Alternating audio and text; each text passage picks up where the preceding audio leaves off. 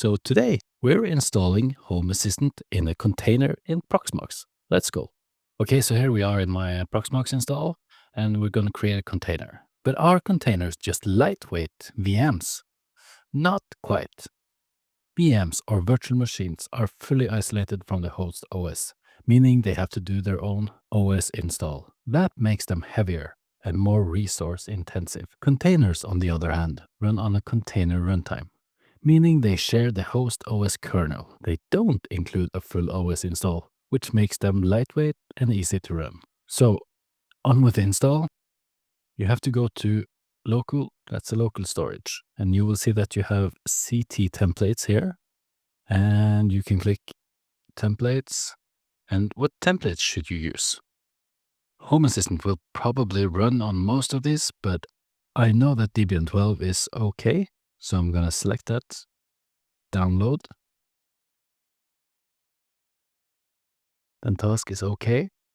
Now you can go up and create container.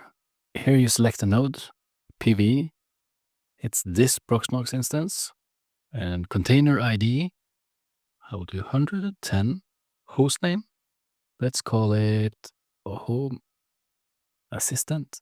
And here you can select if you want to run an unprivileged container. In my case, I'm going to have it turned on, meaning it's not privileged. But in some cases, you would want to run this as a privileged container. For example, if you're using USB devices with your Home Assistant instance. You have to select the password. Next. And here we're at the template. We can select the template that we just downloaded and click next. For disk selection, you would want like 16, maybe I'd say 25 gigabytes for this one. The minimum you want to have is around 16. CPU, I will just have 1 core. And for memory, I will do 4 gigs. And for swap, I'll increase that as well. And click next. And here we're at the network tab. You can select the name of the network card. ETH0 is okay. We're going to have an automatic MAC address. Everything here is okay. For IPv4, I will select static and I will take the next IP. For the gateway, I'm going to enter my gateway, IPv6. None, in this case. DNS, I'm just going to use host settings. It's fine. And confirm. Click finish. And it's done. Now it pops up here and we can start it. And there we go. Your first container is set up. And now for the next part, trying out Home Assistant. We're going to do an update and also an upgrade. The next thing we're going to do is apt install Python 3, Python 3 BN virtual environment, and Python 3 pip.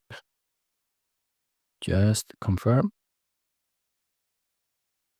And right now, I'm the root user. I'm the boss of this machine. I can do anything. Do you want to run Home Assistant as the root user? The answer is no, because if someone gets access to it, they can do a lot of bad stuff. So the next step is creating a user for Home Assistant. Assistant. And we're going to create a directory where Home Assistant can live. The next command makes the user Home Assistant own the directory we just created. And then we switch users to Home Assistant and run bash. The next thing we want to do is just create the virtual environment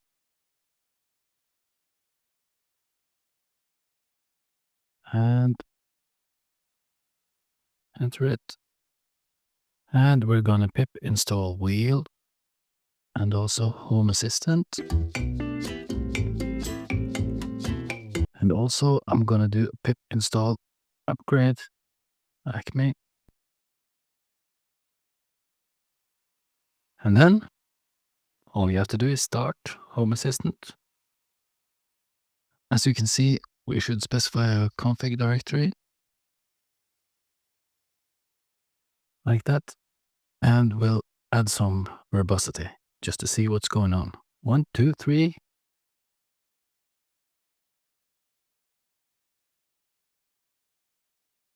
And then you can go to your container IP, port 8123.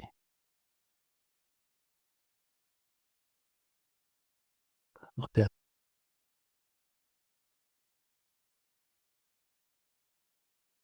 Now, the next thing we can do, we can go to our container IP, port 8123. That was easy. Just enter my name and the password. You should set your location to get automations with the sun and everything working good. But anyways, just plop it around there. Norway, I'll do English. GMT +1. Oslo. Like that. Next, will it work? Share anonymized information from your installation to make Home Assistant better and help us convince manufacturers to add local control and privacy-focused features. Not from this instance. Finish. And we're inside. Wow. Now, there's a lot of things you can do in Home Assistant. You can go to Settings, Devices, and add your devices and create automations. For example, I have a TV here. Do you want to add the Android TV to Home Assistant? It will turn on and a pairing code will be displayed on it. Sure. Please, no. Yeah, I think I'll drop that. And there's one thing to consider after this setup. Home Assistant will not automatically start when you're booting the container because it's not defined as a startup service. Other than that, I think we got there. Okay, so to recap, we downloaded the template, we created a container with a template, we booted the container, and we installed Home Assistant inside the container.